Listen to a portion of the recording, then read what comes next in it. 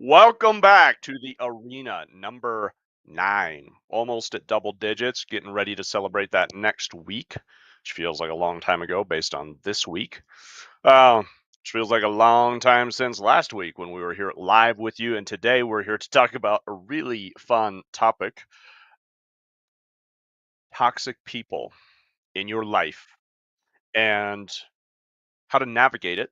How to, first of all, identify it, because here's the reality: most of us, most of you, are allowing people to be in your life that probably just don't have any right to be in your life. And that doesn't mean that you never talk to them, you don't love them, you don't care about them, but there's a lot of people that have influence in your life. So let's make that clear. It's not that they're in your life, they have influence in your life. You care about what they think. And those people are not here with your best interest at heart because they're toxic. Let's talk about what that looks like. And it's not their fault. Let's also preface with that: this is not a bash session to say, oh, there's toxic people.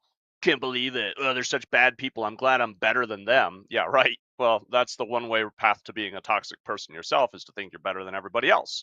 So we're not going there. We're just going to look at how do we define this scientifically. And the beauty of science is that we can set the emotion and the judgment aside, and we can just look at what works, what doesn't, how does it work. Same thing if your car's not working, if your brakes are bad, you don't judge like, oh my gosh, can't believe these toxic brakes, right? They're just not working like they're supposed to work. That's it. And a lot of people are like that. And if you're real with yourself, you're kind of like that, because there's a whole bunch of mental garbage that's keeping you held back from the potential that that you have. And that's a theme that's always going to be across all of these live streams, and any of my content is always how to unlock your potential, step into your power. And a big key to being able to do that is identifying what are the toxic influences in your life and how do you detox without going crazy, without like being a jerk to other people, but you need to detox. Because I promise you, you just get away from the environment, you get away from the dynamic, you get a little distance, and all of a sudden you have space and energy and capacity for new levels, unlocking new levels of growth. All right. And the other part of this, the fun little word there at the end of the title, is trauma. Boom, boom, boom. Everybody's favorite word. It's so loaded. And what I've noticed too is anybody who is toxic usually judges the hell out of trauma. And they'll want to say, what's wrong with you? Just grow up, drop some dirt in it. It's fine. It's no big deal. So let's just start right there as number one red flag. If anybody likes to talk up like that about trauma or anything of that nature, emotional wounding, right?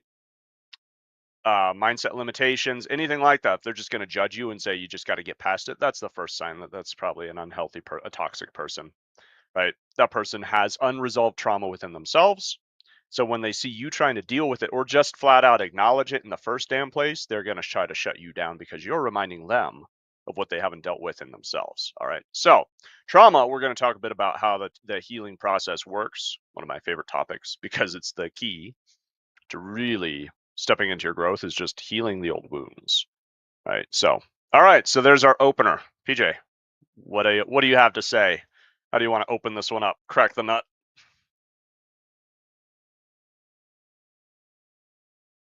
Woo!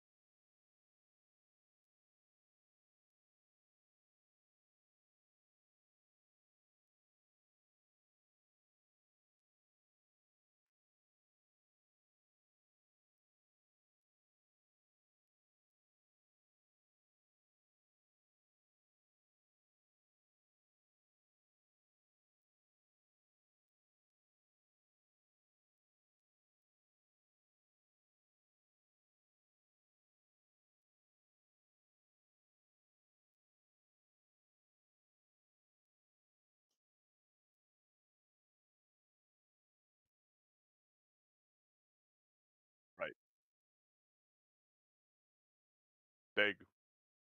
Right there. All right. So let's just go for the root, go for the heart. The number one thing, if you want to free yourself from unhealthy influence, is you need to start to learn to trust your own intuition, your own inner sense, right?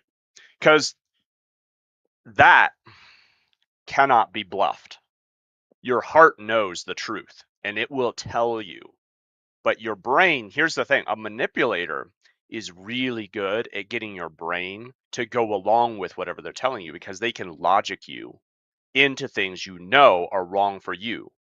So that is a systemic societal issue in our rational Western culture where we have lost the ability, that capacity, um, to trust our own intuition, trust our own gut. All right. I'm just seeing a note that we can only hear can't hear PJ. So I'm gonna see if we can fix some stuff here. Thanks for letting me know, Crystal. Hopefully that fixes something, but I don't know. I hear you, so I don't know what's going on. You were kind of quiet, muffled at first. Now you sound good. So hopefully it's all right now, Crystal. If you can let us know, do a quick mic check, PJ.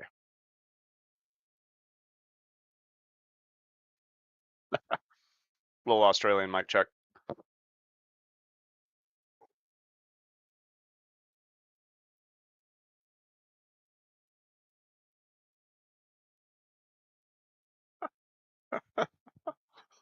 That's great. Oh man. So back on track then. So the number one thing though is that your own inner authority is going to let you know when somebody is an unhealthy influence for you. And here's the thing, you don't need to know why. That's a trap that a manipulator will put you into. Why? You've got to explain yourself. You have to have a rational argument for your non rational knowing, which is right for you. And when somebody tells you you need to explain that, tell them to fuck off.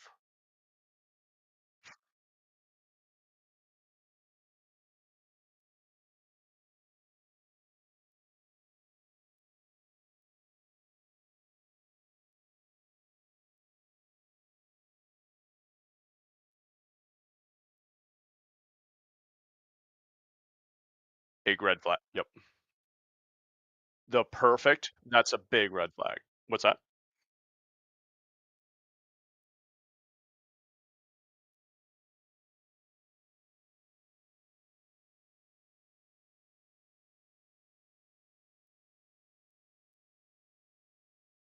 Well, again, it's non-rational. So my point is in our Western cultures, we've glorified the rational, as in logic, mathematics, you write science, all of which are wonderful, amazing, fantastic, and limited. Science is limited because it is observation. That's the limitation of science. Science is powerful, it's beautiful. Every marketer needs to have a scientific approach. Every business person needs to have a scientific approach because there you're trying, because true, and the real scientific approach is something that most people don't have because the real scientific approach is I'm going to try to break my own argument. I'm going to try to destroy my own argument to see if it actually holds up, not go out like most of the new age philosophers and go out and try to be, oh, I have this idea. I'm going to go look for evidence to prove me right. That's not science. And it's not intuition. It's not inner knowing either. That's just trying to prove yourself right. That's a whole nother realm. So we're just gonna deny that one. Now, when it comes to dealing with these, yeah. So we've elevated the rational as that is the key, and the rational is the ability to articulate, which is again phenomenal, right? That's where language comes from, is the rational mind. But language, words are not the language of the body. Feelings, emotion are the language of the unconscious, the subconscious mind. So that's why we have such a schizophrenia in our modern culture, is because we in school were trained rational, rational, rational, and emotional intelligence is lacking because we don't even know, right? Like a good practice to start with is just sit with yourself and start to articulate, how do I feel? Because what you're doing is you're crossing the veil, you're crossing the bridge, you're getting your left and right hemispheres of your brain to cooperate and communicate in a more powerful way. And the other way of putting that is your conscious and unconscious being are communicating in a more powerful and clear way when you start to articulate how do you actually feel. I feel angry. Well, that's big, right? How angry? What's it look like? What's the color? What's the sensation, right? When you start to really define it, that's just you sitting with how you feel. And the beautiful process of that as well, the real power of that process, once again, every time you sit with an emotion, one of two things happens because one of two things has to happen with emotion. Because positive emotion is there to linger and grow, expand. Negative emotion is meant to process and pass. It's not meant to linger. When negative emotion lingers, it's because you didn't resolve it. And that ties right into the conversation of trauma because unresolved negative emotion comes back to the unresolved, it's an unfinished loop. And every emotion is on a loop and it needs to follow through and close. And when it closes, if it's positive, it finds new life. It's like a seed. The closing of that loop is the seed dies and then it sprouts. The negative is it closes the loop and it passes. And you're left with fertilizer, would be the analogy if we're running with the seeds and the plants and all that kind of stuff. But it really is. Your negative emotion is there for a reason, right? That's why we have fear. Fear is a healthy part of your being. There's no part of our being. This is another place where we have to start with a like a pre-understanding. There is nothing wrong with the way you are designed. You were designed perfectly for your survival and to thrive. The issue is that we don't know how to operate our own system. And so then fear overrides. Because fear is designed to keep us alive. So you need fear to override when you're in a survival situation. Bus is about to hit you. A tiger's chasing you. Override with the fear. It has that ability, right? But if the fear is there all the time, what happens is your life just turns into a self-destructive downward spiral. That's all negative emotion because emotion is on a spiral because everything, my friends, is energy, frequency, and vibration. Your emotion. Everything is energy, frequency, and vibration. Your emotion is energy in movement, in motion, and there's a frequency and a vibration to it. So it can be measured. And that, I think you know this book, right? The Secrets of Water, whatever it was, that study where the Japanese guy took pictures of water crystals that were exposed to different energies, basically. And water is amazing and beautiful. And water is incredibly reflective to the energy around it. For instance, one of them was just writing. Here's where it gets crazy. You think, oh, maybe it was like some of it was sound waves, television, radio waves, different things like that. And how would that affect the water? Some of it, though, was just simply writing a word on a piece of paper and taping that word to the jar of water. One word said love. The other jar, the word was hate. The crystals were radically different in each jar. In the love jar, they were beautiful. They were structured. They were complete. In the hate jar, they were broken. They were shattered. All right. There was also they went and did went with a Buddhist priest to do a prayer of blessing and gratitude at a lake, and then took a picture of the crystals from the lake, and it looked like an angelic being.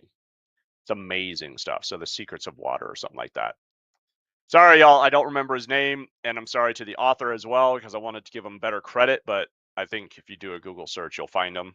Short book, deeply profound insight into the power of water and this energy and the transmission of energy. Now, are you ready for another layer of this?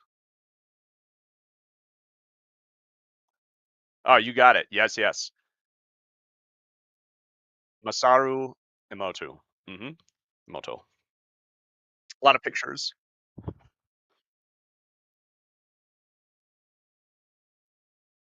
Mm-hmm. Yep. Mm-hmm. Mm-hmm.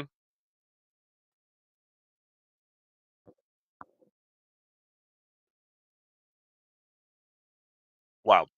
It is. We were just talking about heavy metal Tuesday, right? And it has this. There's something about it that's I mean, can't hear. Which one of us are you having trouble hearing, Russ? We've had some trouble with PJ. I don't know what's going on.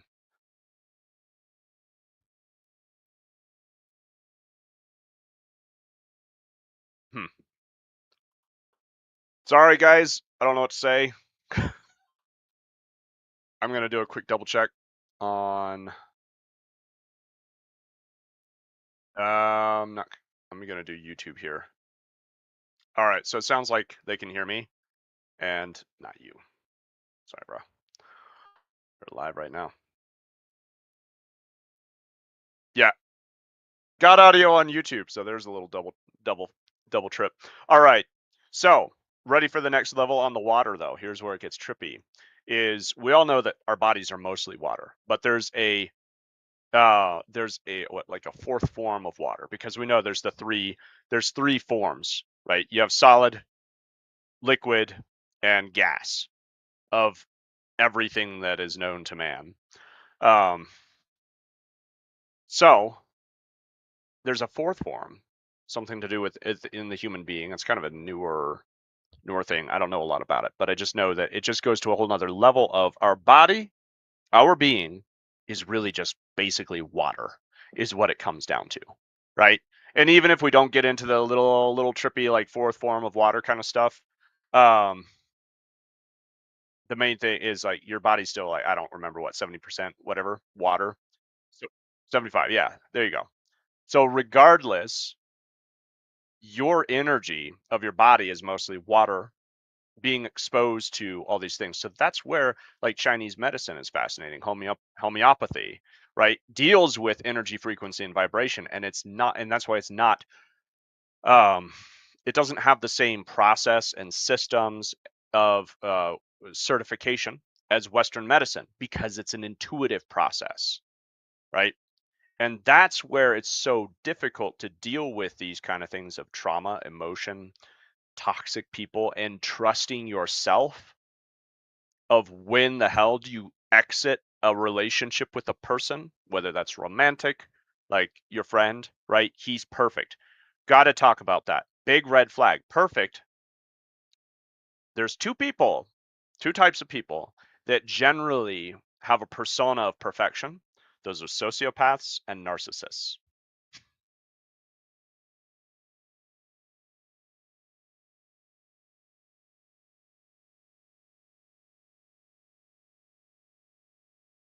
They love the thrill.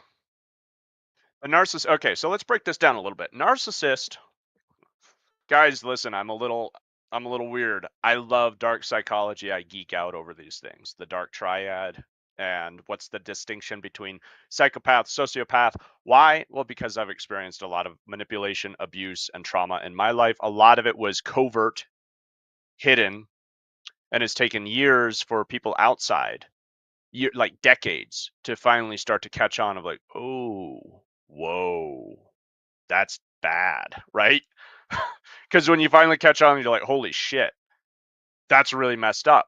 But from the out, but the all everybody who's manipulative, sociopathic, narcissistic, do a great job of putting on a show, so they can keep their ruse going for years and decades. At times, that was the cult I was part of in Alaska.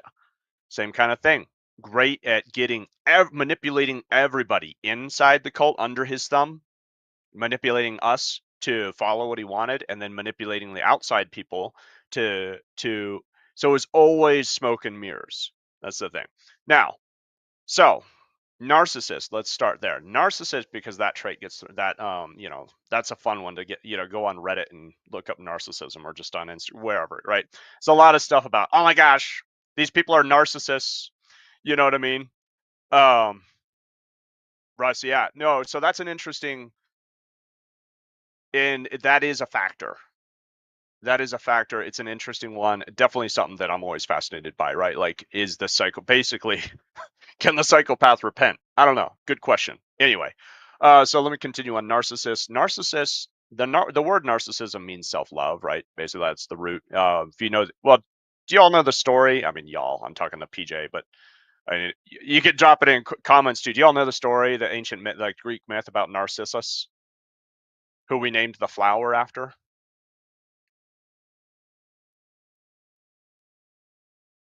Narcissus.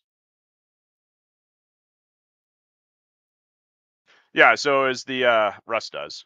He can school you. Your buddy can school you. Yeah, he goes, I'm gonna botch it a little bit because I always do when I'm talking stuff, like, oh, I remember this thing. Now let me botch it on the fly, and then later go back and refine the details. But anyway, this guy goes and stares into a stream, finds his reflection, and is so enamored with himself that he sits by this stream or this pool and just stares at himself, enraptured with his own beauty, until I think it's like a water nymph or just some kind of magic turns him into a flower. And he just sits there perpetually reflecting his own, a beautiful flower, but basically worthless. So that's kind of the root of narcissism. That's where we get narcissism. Sounds like self love. It is self obsession, but it is not love. Here's what I mean: the narcissist deeply hates themselves. So when it starts to help understand a narcissist when you put them into context of how they relate to others. In a narcissistic dynamic, because the narcissist feeds on this is where we get the mythology of vampires, is the narcissist. They are sucking the life out of you. So are sociopaths. Yeah. They're going to suck the life out of you because they feed on your energies. That's a true trait of a sociopath, because because there's something missing in themselves and they're longing for an emotional connection they no longer know how to have. So they're going to manipulate you and try to live this voyeuristic, vicarious life, and is hyper manipulative, hyper controlling, and extremely unhealthy, detrimental to anybody who's locked under their control. Just like if you're getting sucked by a vampire or a botchling, if you're talking Witcher 3. Um, if you know, yeah, do you know that creature, the botchling? That's a interesting, trippy one. Yeah, another sidetrack I'm not going to go down right now. But anyway, so that's where, right, mythology of vampires, and of course, Count Dracula, who butchered his people and then feasted on them.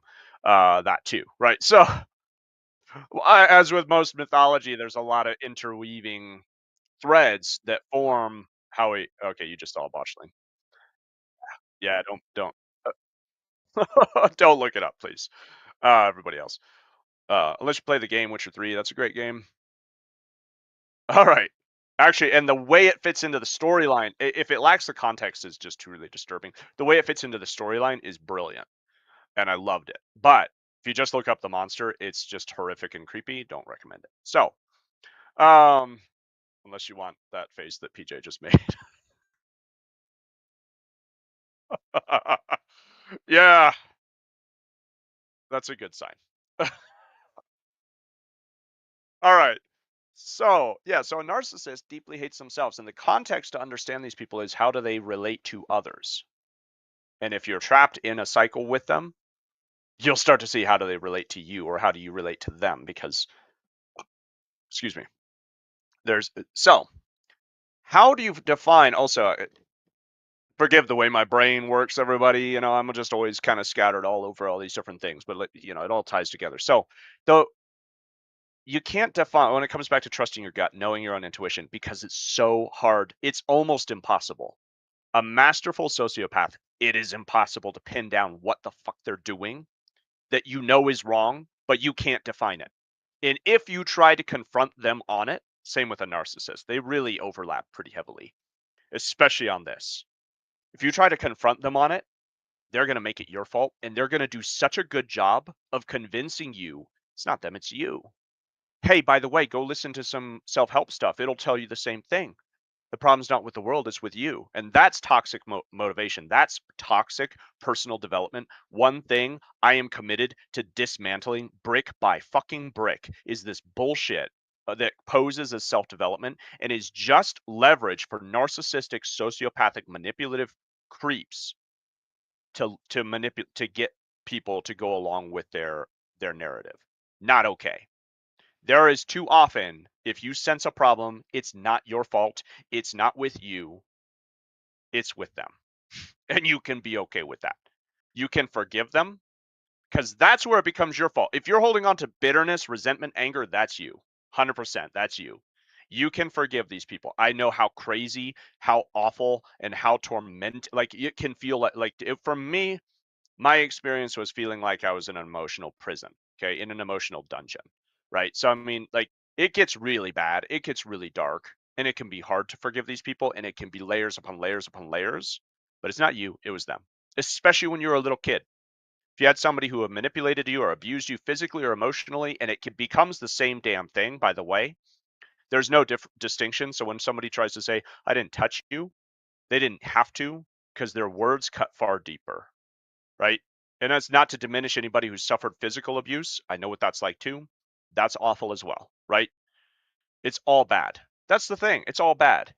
And the mistake that we make is that we tell adults this narrative that somehow it's like, oh, well, maybe it's just the way, maybe it's just even the thing that we talk about, the meaning that you assign to it. Maybe it's just the meaning that you assign to it. No, fucker. Somebody hit you with a brick.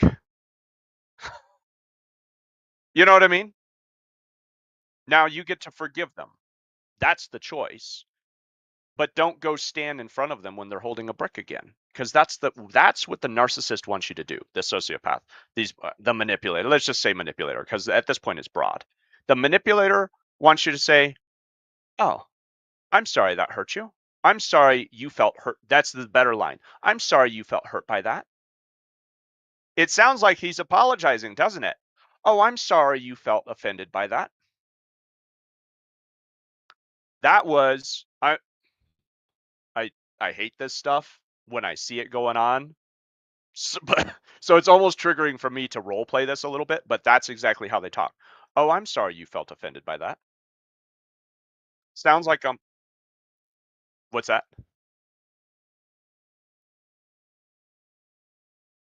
I'm sorry I hurt you. That's a real apology.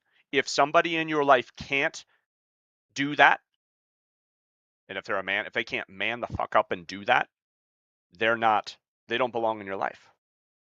Sorry, they don't belong as influence in your life. Right?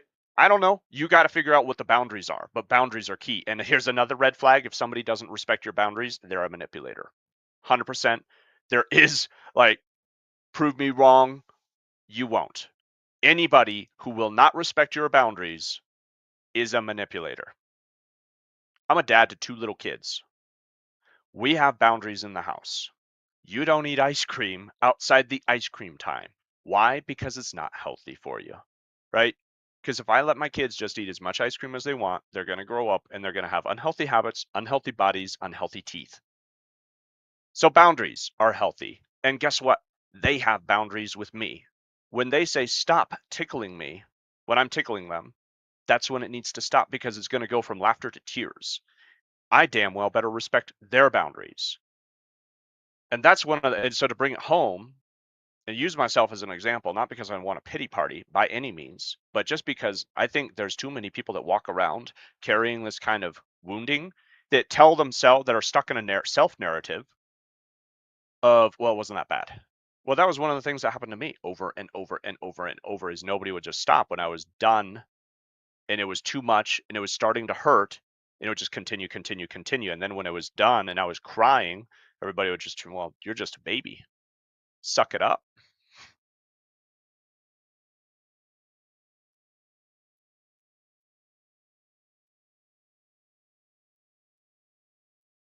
Hmm.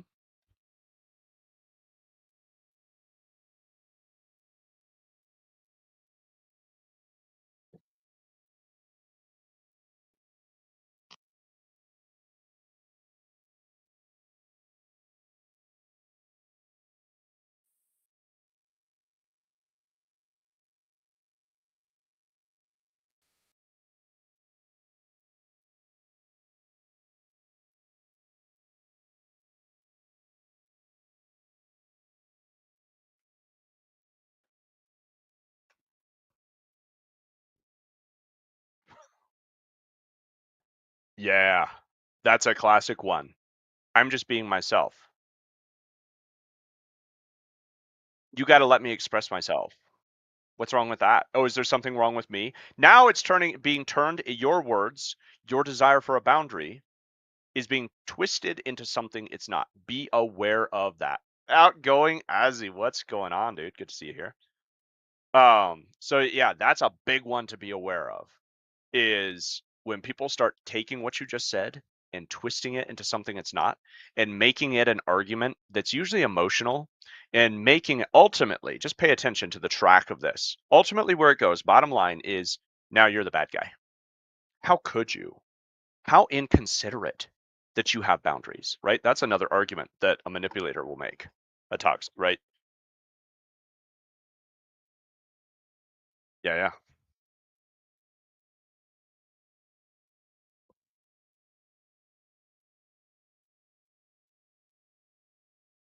Okay.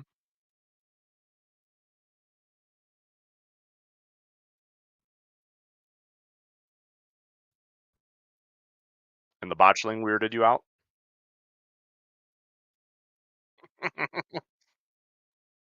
Yeah, yeah. Well, of course. That's a good sign. Otherwise, we might have a. Uh,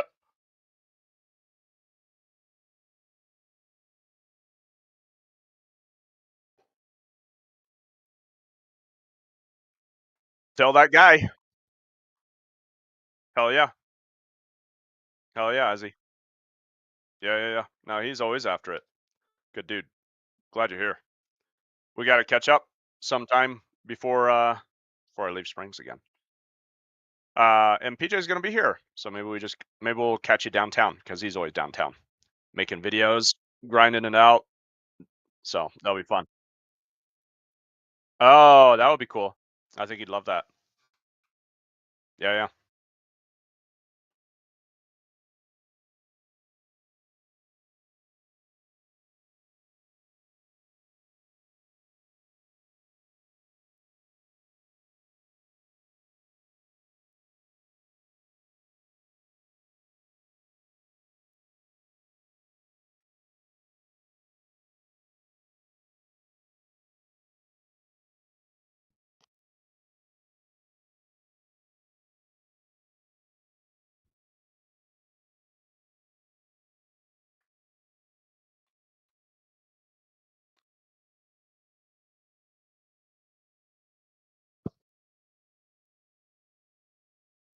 Business in the front, party in the back.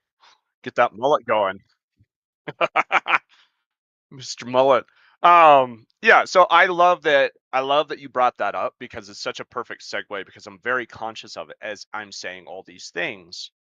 Either side of this quickly becomes unstable. There is a fine line, and that's why so Buddha talks about the middle way. Saint Seraphim of Sarov talks about the royal path, right? There's a theme in the spiritually enlightened where they understand that either polarity is usually going to take you off a cliff, right? It's even in the Psalms, 1,000 fall at thy side and 10,000 at thy right hand, right?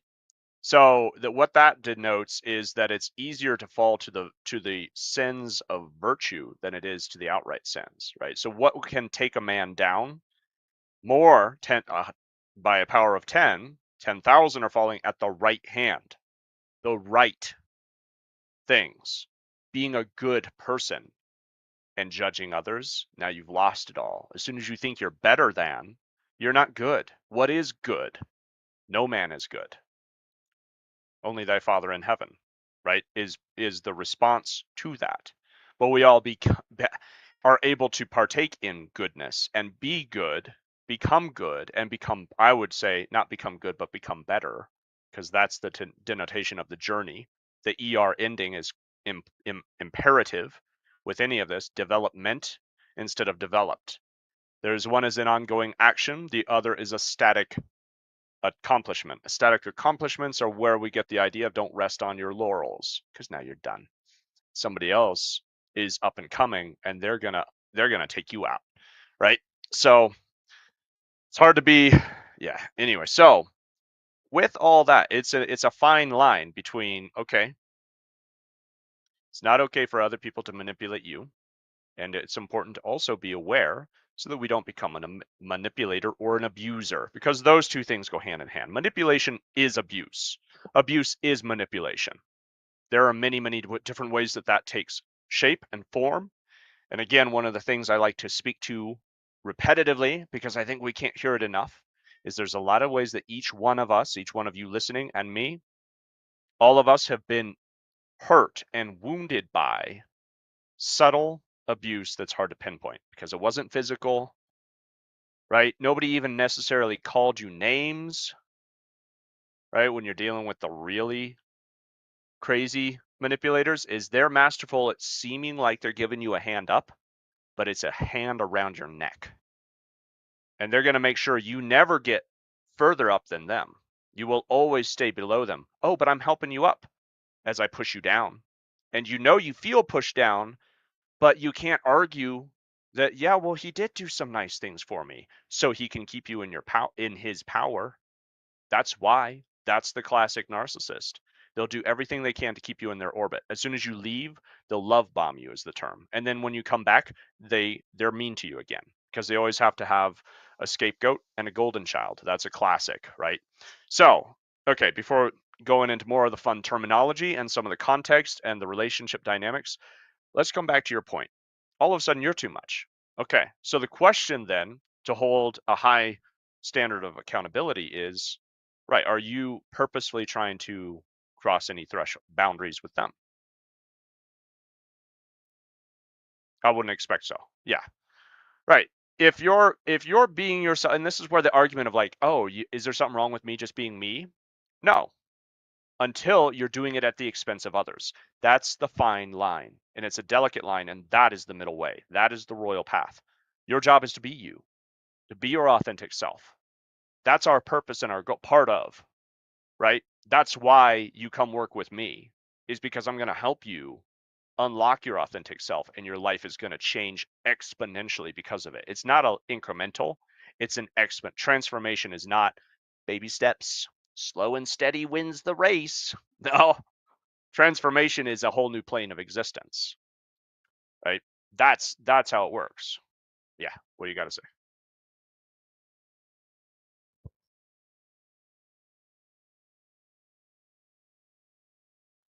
Oh yeah,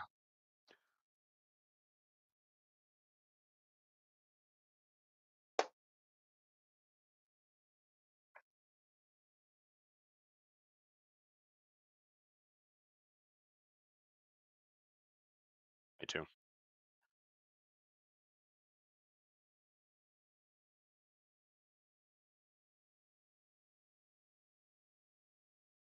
Every damn day. Yep. That's it. So yeah, join the Brotherhood. That link there. It's a private Discord server community. Come check it out. Come join. You'll see what to do when you get there. It's not too complicated, but you got to go through. Just want to make sure you understand what it's about.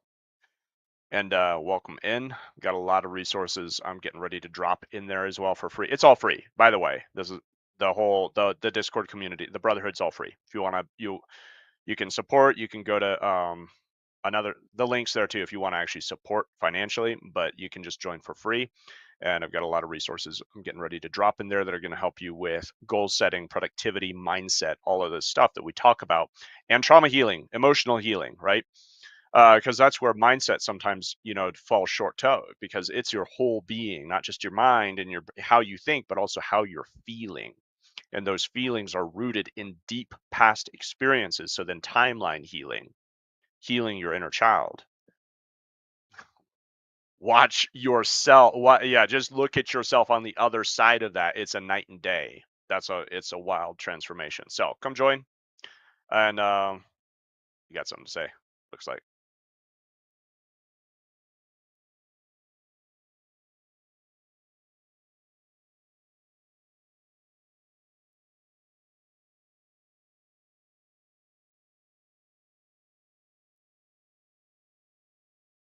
Hmm.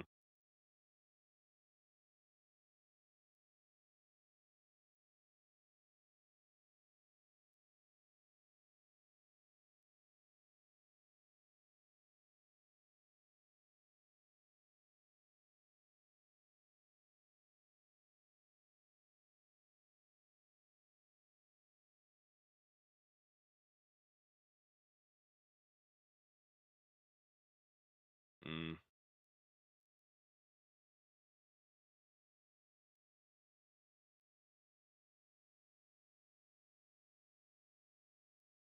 absolutely. Yeah.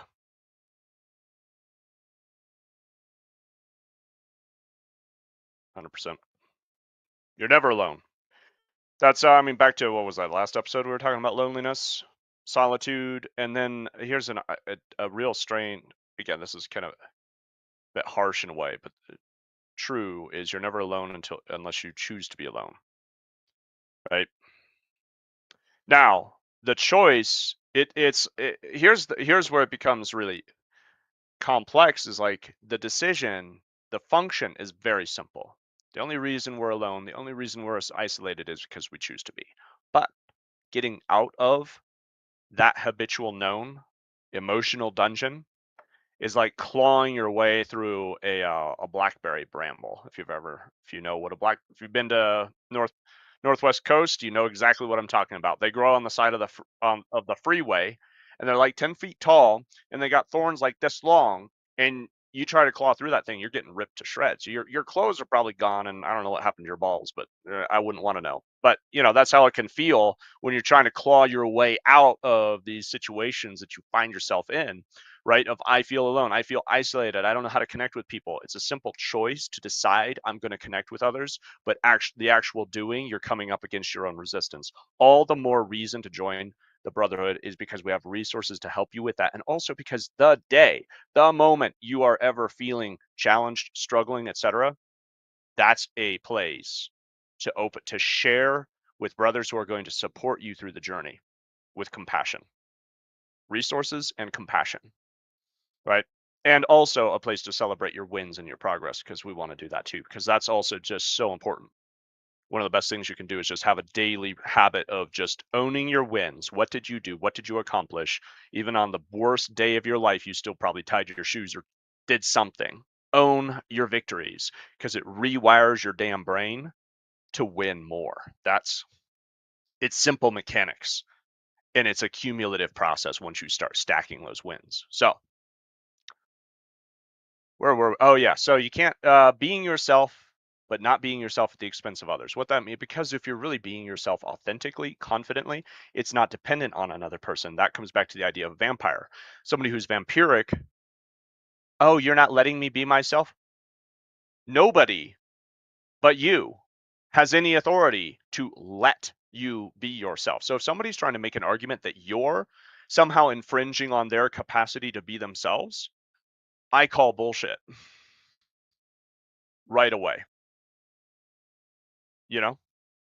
Now, if somebody is making it difficult for you, you have the authority and the right to separate, to set boundaries. Separate completely, separate increment, however you want to do it, however's right. Look, a lot of times it's better to just cut ties. If you're really dealing with somebody who actually is narcissistic or sociopathic, just cut the damn ties. I promise you, a narcissist is not somebody that you want to try to argue with, because they will out argue you. It's taken me a long time to get to the point where I can go toe to toe with one of those people and I can shut them down now, because I know the process. But I had to take years completely away to understand what was going on in here, first of all, to heal, and then to start to understand what's the process.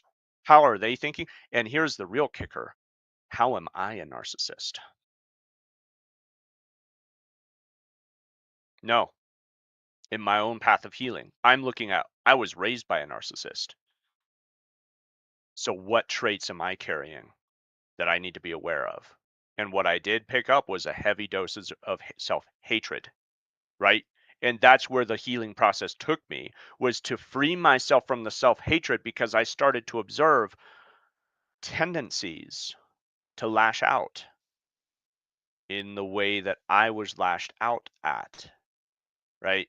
And I started to see, well, where does that come from? Because it has nothing to do with somebody else's behavior, especially my kids. It has everything to do with me, and that something about them is triggering me, triggering that self-hatred monster who rises up out of the depths. And if you're not in control, if you have not killed, or are at least just damn well taking up your shield and fighting that, it's Gandalf on the bridge, y'all. Gandalf facing the Balrog. That is the monster, and he is after everything you love and hold dear. Gandalf is an incredible father figure, because Gandalf stands alone and says, "You shall not pass." And he knows he might die. And in fact, he is anticipating. He's not anticipating victory when he turns around and does it. Like, that's something to be very clear on. He's not turning around because he's like, "Oh, I got this in the bag. Balrog, no problem." You know what I mean? This is an enemy beyond any of you. And now I want to go full on breakdown of that whole scene because I love it so much. This enemy is beyond any of you, right? Because it's a monster from the dark depths. Even though there were great warriors in that company, none of them were ready to face a Balrog because the Balrog is an ancient evil, right? And there is nothing more ancient than the hatred of man, which is a demon that we deal with within ourselves, right? The demon of self-hatred. The Balrog that comes up out of the depths, and all the little orcs run in fear and terror of that deepest, darkest monster, right?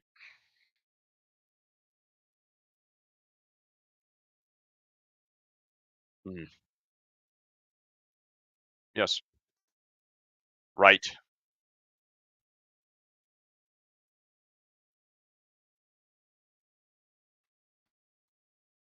Yes. Yes.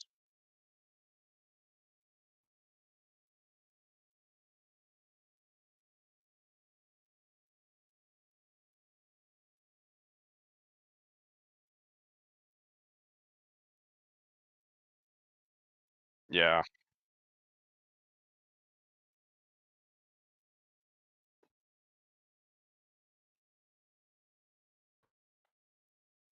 Right.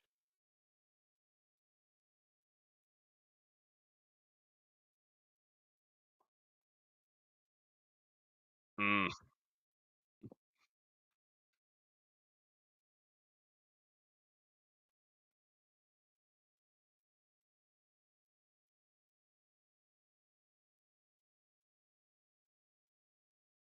Yes.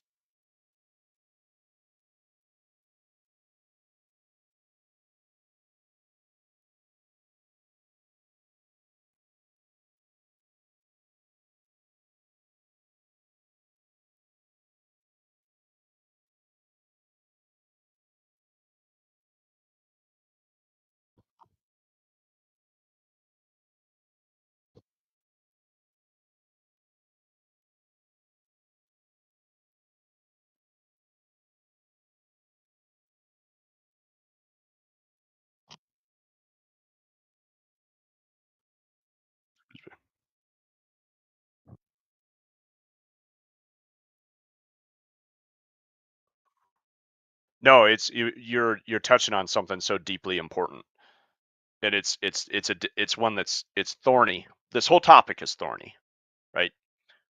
All the more reason why I love it. I love thorny, difficult topics because I love driving along the edge of a cliff. I guess, right? Like, hey, take the wrong turn, and you're really you went the wrong way, right? Anyway, so with what you're speaking to there, take a moment just to recalibrate on that because there's an aspect that is healthy of knowing how to stand up for yourself, which is just simply I have boundaries and I don't allow my boundaries to be crossed. Now, your boundaries are not real if they're dependent on other people. That's not a boundary. That's a trigger, right? If somebody says, like, listen, if people's words are hurting you, it's because you allow them to. And I understand it, words are probably like will really hurt you. I get it. They cut deeper than a sword would, you know? But you can practice, and stoicism is great for this, right? You just practice not allowing those things to enter your heart because that's why they hurt so damn well is because you allow them to pierce right into your heart. How do we allow that? Well, because we've built a relationship of trust with this person. Because we're actually, and so it all comes, this is where it does in that proper sense come back to, okay, this is me because I've opened my heart to somebody because I wanted them to fill me. That's the red flag, and I know that. I mean, I my same for me, my teen years, just desperate for a relationship to answer all my problems and never did, right? Now, what's that? Yeah, you have to fill yourself, and this is an important message for men. No woman is looking for a man who's dependent, okay? No woman is looking for a man who wants a mommy. They Women want a man who is strong, confident, and not obsessed with them. They want him to be, now, the standards can get pretty unfair because they also want him to be sensitive and take time to pause and pay attention. But you can get there. 100% you can get there. But the biggest thing that they want, because they want emotional and resource, which in our world today means money, financial, they want emotional and financial stability. Bottom line, that's biological. Men, what do we want? We look for attractiveness. That's the main factor. We can go way deeper into that because that's a whole nother part of psychology that I love dipping into because it'll really help you figure out your relationship issues because a lot of times you're just looking for all the wrong things, right? So no woman wants to be your emotional rock because if you can't be an emotional rock for yourself, that's a big red flag to her.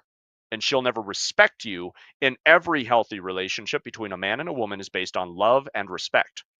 The man seeks respect and the woman seeks love. Those things have nuance to them. They're very connected. The man also wants to be loved. Absolutely. But respect. Think about, what do we want from each other as well? Every man wants to go out and make a name for himself, wants to go achieve something, wants to go have something meaning, wants respect. Now, how is going to be radically different, but every man has a deep, it's a very much just part of the masculine energy. At the core is that adventurous spirit. The adventurous spirit, part of the drive of that is because I want to go find myself and make a name for myself. How do you make a name for yourself? You become yourself. You realize your own potential. And then other people respect you because you respect yourself. Right? So that's what I'm getting at here with that ability. If somebody's going to try to push you around, no, you should not let them push you around because then they'll never respect you. And it's the same as listen, if you're dealing with a sleazy, an abusive salesperson, they practice manipulative, sociopathic, narcissistic traits like crazy. So you part of how you have to deal with these people is to get your teeth and show them you don't just bark, you bite. But only if you're really crossing the line, because I'm not going to come attack you. It's like the samurai, the most dangerous man in any room. Arguably greatest swordsman of all time were the samurai, with arguably the greatest sword of all time. Amazing. So you have the greatest warrior with the greatest sword sheathed, sitting in a room. Who's he a threat to?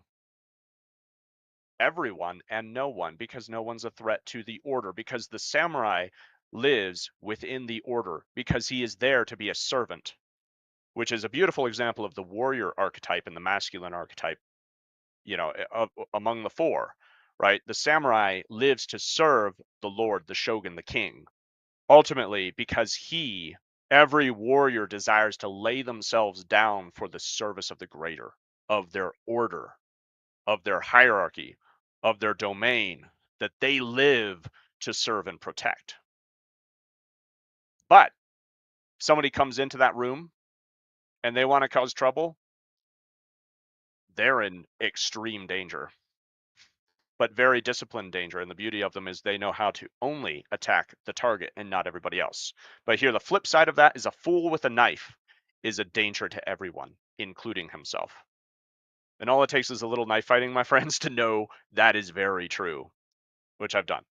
Not like actual in the street, but just training for knife fighting, and you find out real quick you're just as likely to cut yourself as anybody else until you get a little better. um I'm not a lot of better, but I'm a little better. So what's that?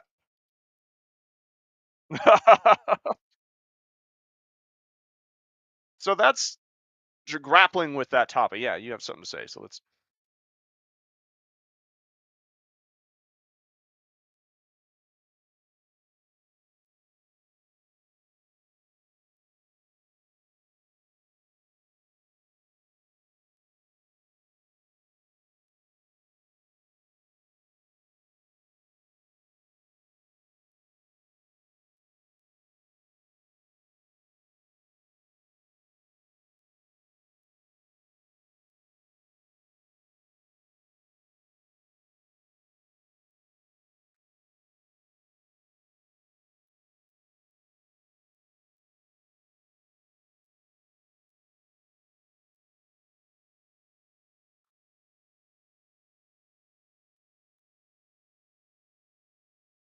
Uh, right.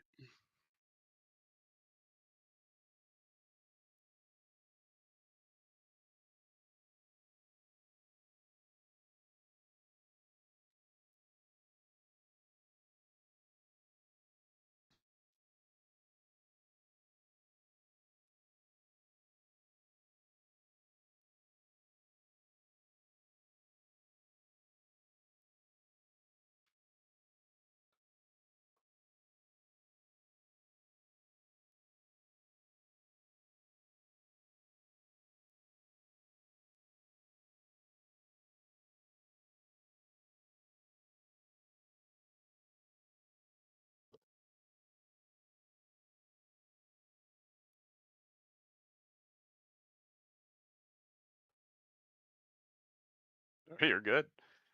I mean, I've always hated small talk. Part of it is because I've always been bad at it. I mean, I grew up like incredibly socially incapable. I thought I was an introvert just because I was so, which wasn't true. I thought I was shy, which wasn't true. I was just very deeply like socially incompetent. Um, but part of my gratitude for all that is, well, I just never got good at small talk. I don't know that I ever would have gotten good at small talk because I hate small talk. Just like, why the hell do I care about any of this bullshit? I want to know when I meet people. I want to know like, who are you? How are you making the world a better place? Don't tell me what you do because you don't even know how to answer the damn question. You go to a networking group, try this. Look, well, please don't because it'll, unless you want to blow your brains out. Go to a local networking group, business networking group, and ask people, hey, what do you do? And they're all going to say, oh, I'm a blah, blah, blah.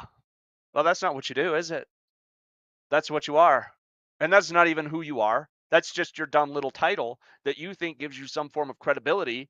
And then that I'm magically going to give you business. Oh, wow. All of a sudden, yeah. You know what? I did want to buy a house. I'm so glad I met a realtor tonight. Actually, I met 30 of them.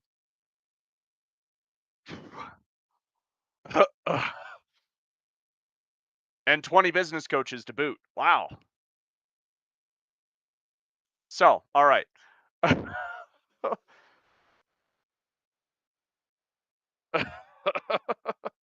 So back on track.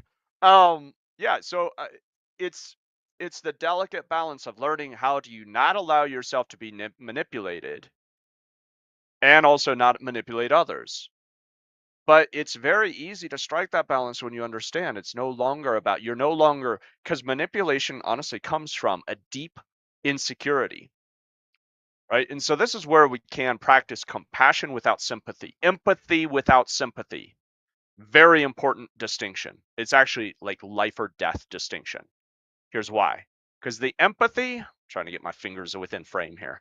Empathy means I have compassion for the pain that you are in. Sympathy means I'm going to become like you. Sympathy is deeply uncomfortable with holding. Sympathy has no boundaries. Because that's what the word sympathos means, to become like. I'm probably butchering it. Some, if any of you fact check me, probably don't have it absolutely correct. But I know that sympathos, sympathy, means basically to become like. There's sympathy magic, which is the voodoo doll. You create something like the person and then you start stabbing it. That's sympathy at work. you're using a proxy of something that is like to attack that person. Okay? So there's an interesting correlation. Just anytime you're thinking sympathy, imagine a voodoo doll. You don't want to become like. You don't want to get dragged into the pit with whoever you're dealing with. But you can understand with a narcissist, I can have empathy, which just means I can have the compassion to understand that person is in extreme pain. And their extreme inner pain is driving them to lash out at everyone who comes within their circle. I'm sorry for them, and I'm not going to get in their fucking circle. Sympathy gets in the circle, becomes the scapegoat, right? Becomes the simp guy. Oh, honey, what can I do for you? Sympathy will make you a cowering dog. It'll turn you into a doormat to everyone in your life because you think, oh, if I could just do what they want, I'll make them happy. And I'm speaking from damn experience here of trying to make people happy in my life that I could never make happy. And eventually that did such a mental trip on me that I felt like I was an absolute failure because I couldn't make these people happy. I felt like I'm such a failure. I identified it as a failure because I had sympathy for miserable, depressed, unhappy, sour people I wanted to make happy because I cared about them, but I misconstrued my empathy and turned it into sympathy and became like them and got dragged down into the pit because you cannot fill a void. No less than you can plug up a wood chipper with your hand. Anybody seen Deadpool 2? You know exactly what happens. Do you know what? I mean, look, that's why there's like wood chipper is one of the most dangerous tool because you get like one part of your body gets sucked in, your whole body's going through. That's a narcissist. You try to be like, oh, if I could just like fill something, it's going to grind you up and spit you out the other side. No. And it's just going to keep going and looking for the next victim. The best thing you can do is hold a boundary. And here's a great boundary. You don't even have to fight, push, anything. The best boundary is just a mirror. I want to just share some tactical, practical tips of how to deal with abusive, manipulative people. When they start doing all these tricks on you where they start twisting your words around and they start making accusations that you can tell there's something going on but you can't quite pinpoint it, the best thing you can do is sit back, and if you really want to play their game at them, whatever's under my fingernails is more important than what you have to say right now. Now that's a little over the line, so maybe not go there, but if you're really dealing with it and and there you go, you got something in your tool bag. But which, by the way, if you watch police interviews with psychopaths, yeah, who are like the really, really dangerous ones, that's what they're amazing. They're crazy, they're dark, they're evil, but they're amazing. Their ability to read the room and manipulate everybody. I don't know why we're here making such a big fuss about some things that happened in the past. Some people died. Oh well, people die every day. Doesn't matter that I killed them. What's the big deal? That's the attitude. It's crazy. It's chilling. It's fascinating too, if you're like me. Okay, so now, so the best thing you can lean back. Lean back is key because your physiology has a big weight in conversations too. When you lean back, you're pulling your own power and your balance back to you. Think of jujitsu. If I'm leaning into you, whoo, you've got the power, you've got the leverage. I lean back, that's the first place you can start to just, I'm grounding myself. I'm going to sit back. If you can force a little bit of a smile, sometimes that can just help break things because they want to get you. And if they know you, if they're your family or they're some old friend, they know your triggers and they're going to push every damn one. Sit back and then start to ask questions. Questions are one of the most powerful things you can have in your arsenal when it comes to dealing with unhealthy, pushy, manipulative conversations, is just start to question everything that's being thrown at you. And if you notice, it's oftentimes what they do, but their questions are highly manipulative and try to twist it. Your best bet is to ask real clarifying questions. What do you mean by that? Right? Don't offer anything. That's key. When you're dealing with a narcissist, when you're dealing with a sociopath, do not offer anything. Don't say I'm sorry. And I know that sounds wrong because sometimes you did do something to hurt them, and it's actually important still to like, right? Don't become them and not apologize, but don't offer. You got to be, because you're dealing with somebody who unconsciously or sometimes consciously, and those are the really scary ones, they're out to get something from you. They will abuse and leverage everything that you say. So don't offer, ask. Lean back. Tell me what you mean. They're making an accusation. They're saying, "Oh, I can't believe this thing. I can't believe you're acting this way, and it's making it so I can't be myself." How how is it difficult for you to be yourself? See what I'm not accusing. I'm not trying to defend. I'm just, okay, help me understand. The best case, which is what I hope for, deeply hope for, is that that person might be able to actually process and realize what's going on, and you might just have an amazing, right? You might work through something together. At second best, the best case is that you both have a positive. Otherwise, what I want for you, anybody listening, is at least learn to protect yourself so that you're not getting used and chewed up and sucked, having the life sucked out of you in these conversations. And then if it's like my old client, then you just cut them out completely. Sorry. Yeah, if they're really, yeah, yeah, night and day, night and day. Yeah, I felt like some giant leech stopped sucking my blood. You know what I mean? So, because it is an energetic vampire, right? Because again, everything comes back to that. So everything is energy, frequency, and vibration. Some people are masterful at manipulating your energy, and by doing so, they get something out of that. But and here's the thing. So, in a short sighted, narrow minded world that is only obsessed with power and dominance hierarchies, which is a problem with a lot of the masculine teachers on YouTube, is they're just obsessed with who's above who. If that's all you want, then the psychopath and the sociopath do pretty damn well. But the interesting thing is, sociopaths do really well at rising quickly in dominance hierarchies, but then over time they're kicked out and then are completely and utterly rejected. So be aware of that. And again, that comes back to he's perfect. Good God, run, please. Perfect is a too many serial killers were absolutely perfect because the sociopath and the narcissist both know how to give you exactly what you want. It's intoxicating. They're actually intoxicating, and it's purposeful, and it's a craft that they are expert at. So don't try to fight them on their terms. That's where sometimes just cut and run. Don't try to fight them on their terms, right? Cut and run. Yeah.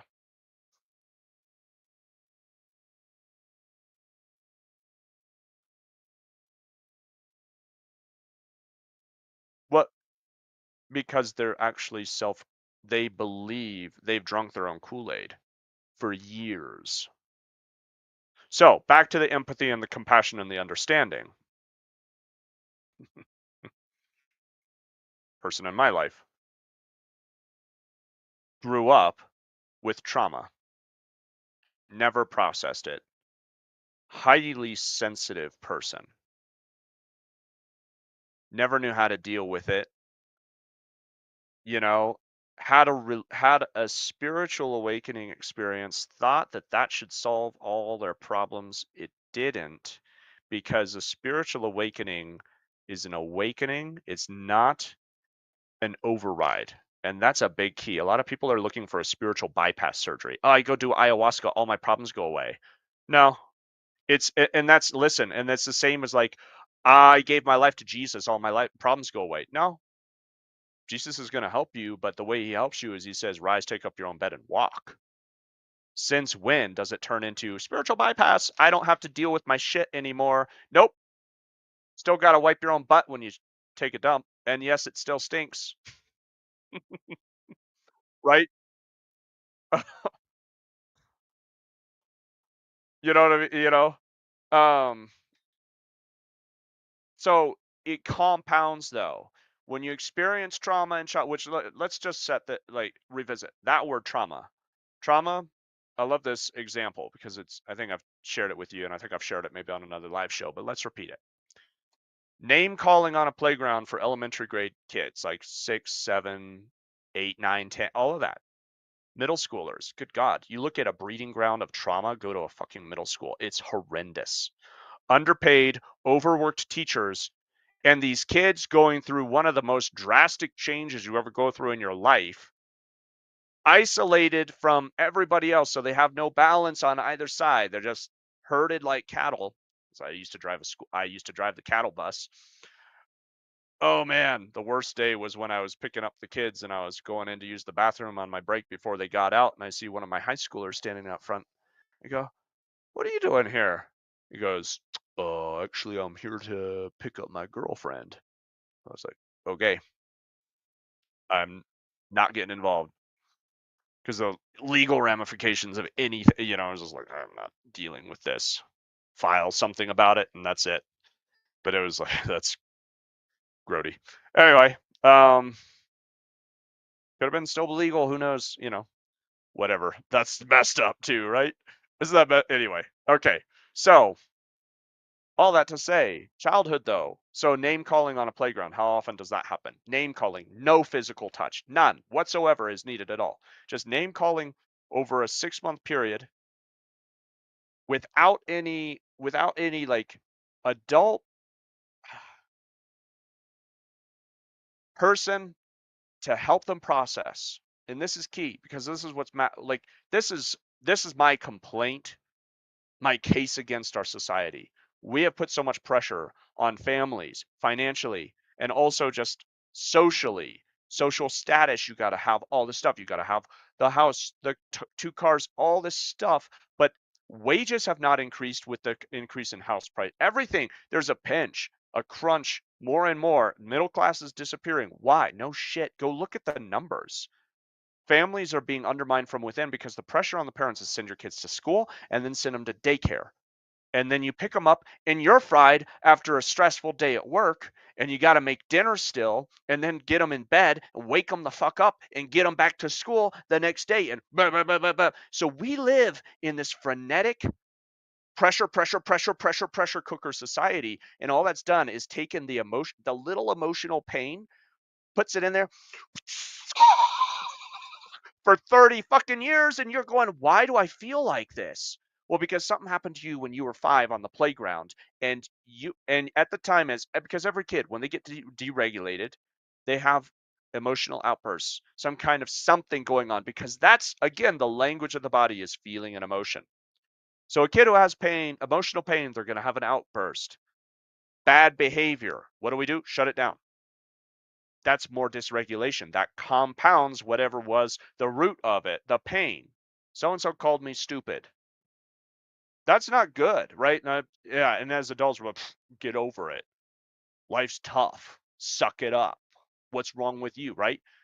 But half of you out there, probably more than half of any given person, I'm not talking about like anybody specific, I'm just like half of humanity, especially in America, and half is generous. It's like way more than that, are walking around having been called stupid and nobody to ever process that with, because that's the role of the parents, especially the mother, is to be able to have that mothering figure in your life that you can go to with anything. Because mom, I got hurt at school today. How'd you get hurt, honey? Because some kid called me stupid. And she's not going to go, well, I don't have time for this, I don't know how to deal with it, so just deal with it, like move on, brush your teeth, go to bed, right? Whoa, not helpful at all. Okay, what they need is to be able to just sit with the damn emotion. That's it.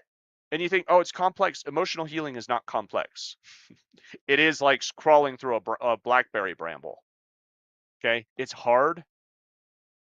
Doesn't mean you can't. Like it's difficult. It's not easy, but it is simple. That's how I'm going to put it. It's not easy, but it is damn simple. The process is you sit with the emotion, finding the emotion, finding the event.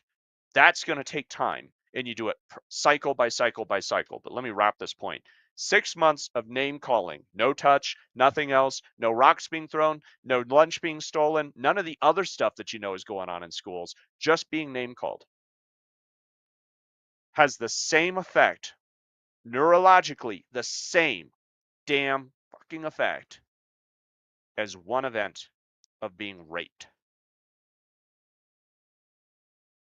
Okay. And so we give all this credence to like, wow, well, okay, well, if you got raped as a kid, if you got sexually abused, well, okay, so now there's like, now what? Now it's okay to like have trauma. I don't think it's ever okay. This is one of the things, like, hear me out, please, everyone. It's not okay to have trauma, as in, it's important to seek healing. It is okay.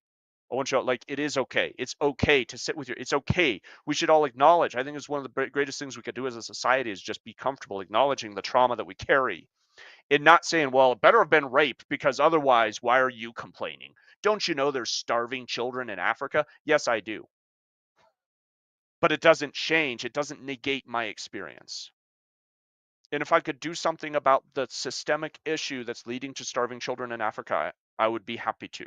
How do we solve that problem? Well, we damn well can't solve that problem if we can't solve the problem here, now, in our advanced culture of herding kids into a pressure cooker of emotional trauma and calling it school and daycare. Wow. Wake up, America. No, yeah, I don't know, but may as well say it.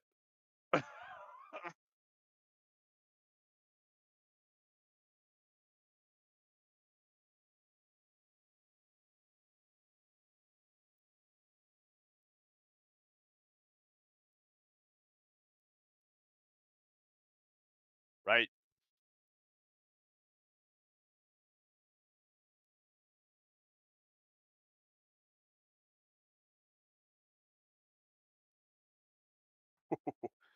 Yeah, no,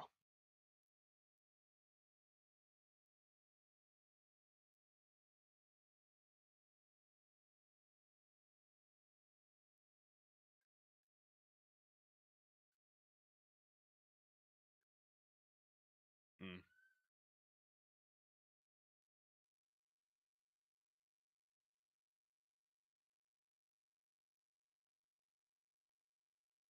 right.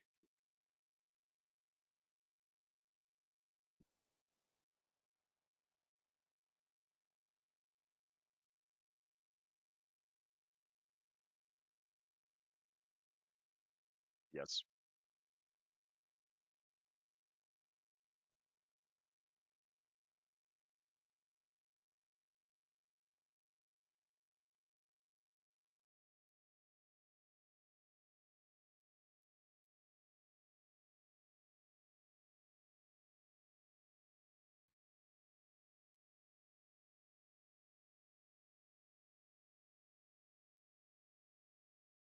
mhm,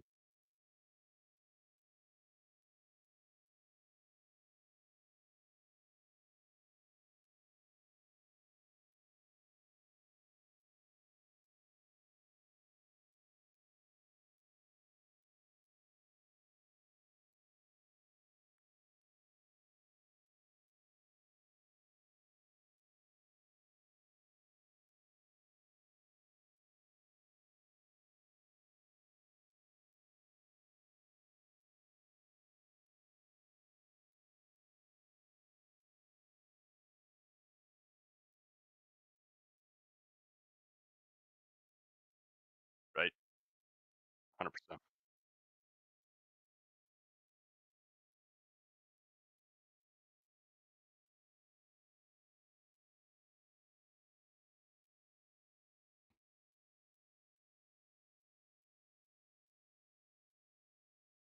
Right.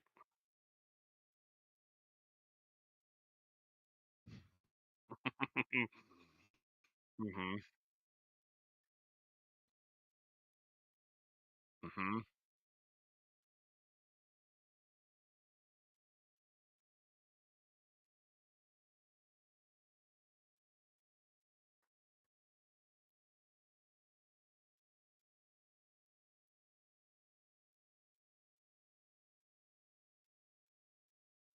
right.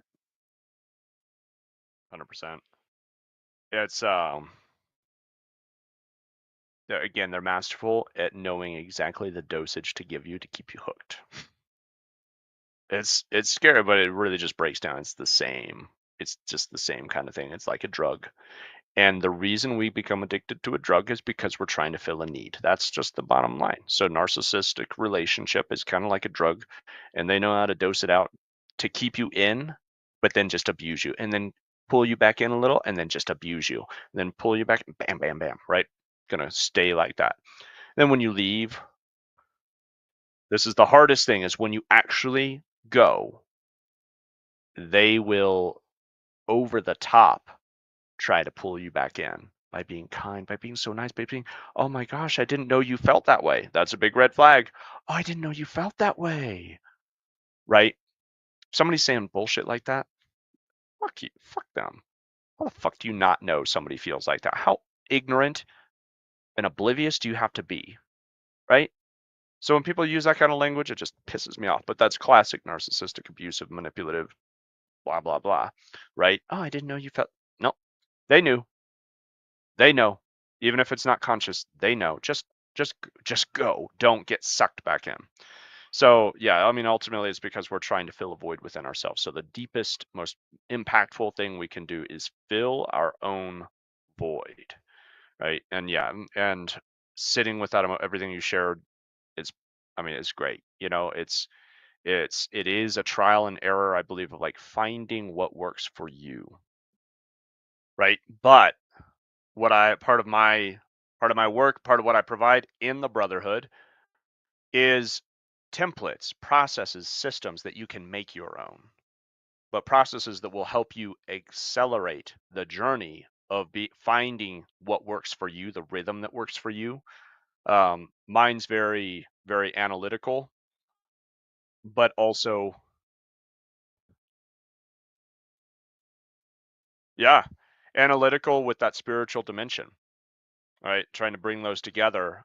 Um, well, in true magician factor fashion, right?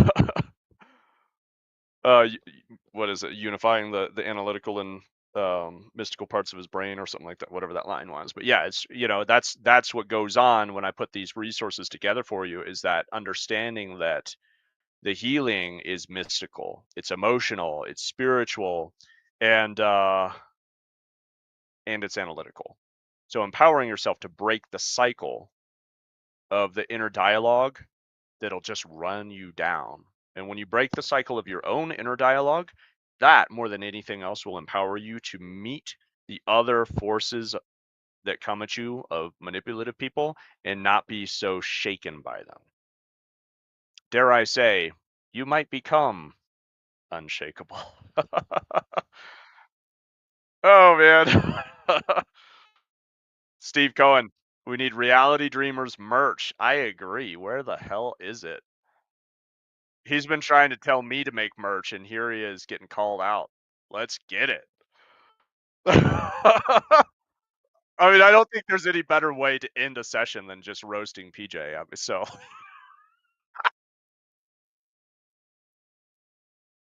dude, all right, well, come join us Tuesday because that's when we just rip them.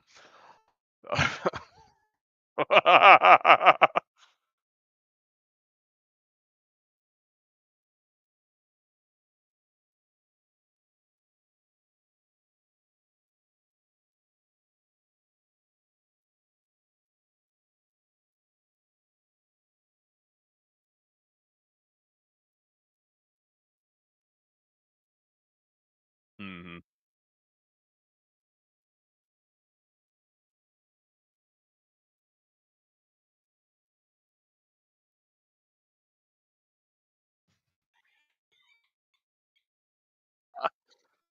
In your mailbox.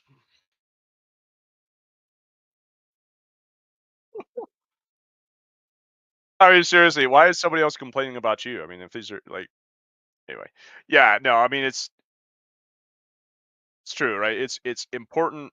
It's always good when you're brought feedback, when you're brought criticism. The worst thing you can do is just dismiss it. What's their problem, right? Now, the other side of that is to take it and I know he has no audio. I don't know what's going on. It must be an Instagram thing. Well, actually, I don't know if you have audio on YouTube. So, dude, that's a bummer. So it's kind of been an odd monologue today, at least on Instagram. I'm sorry, guys. Just missing out on what PJ has to share, which is always good. Um, but what was I saying? Yeah, the other worst, like, so the polarities, right? One side is like, what's their problem? Brush it off and ignore it. The other side is to embody it and be like, oh no, right? And identify with somebody else's criticism. Neither one's going to be healthy. Neither one is uh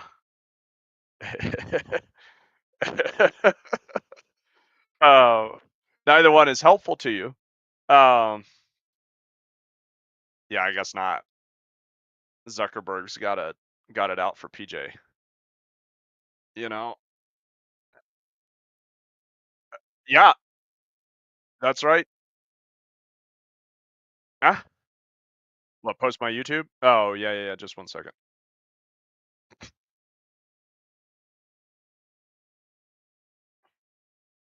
There we go. I think so. Let's see. Oh, I don't know. If you got it, you post it, and I'll keep riffing since I'm the one that they can hear. And I know that everybody just loves hearing me. I mean, that's, you know. Oh yeah. Um no, yeah. We posted all the replays there. Cool place to catch, and got shorts chopped out from there too. But I mean, the biggest thing, guys, come join the Brotherhood. That's where we're really gonna just take everything deeper, build connections.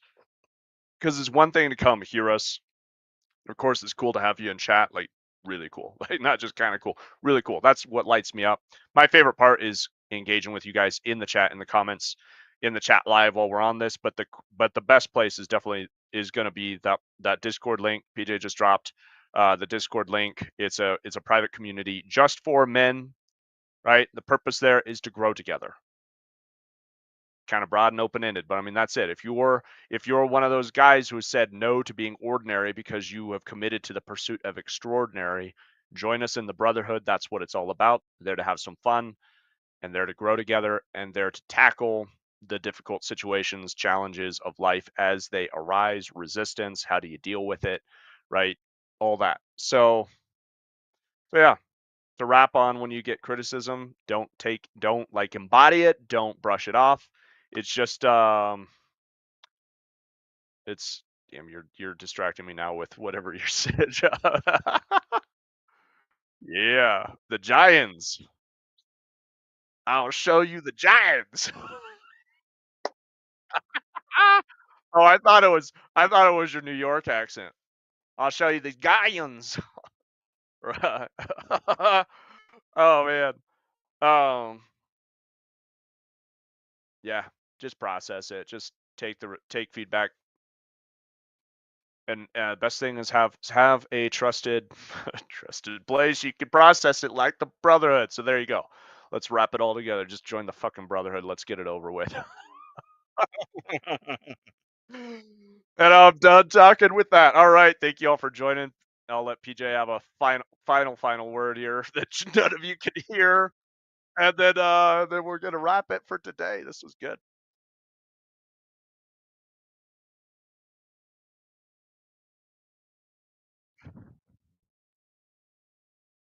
I know, right? No, I could hear him. I could hear him in the studio. It's just none of y'all can, at least none of you on. Okay, I gotta check. I don't know. I'm not gonna try to check there again. Anyways,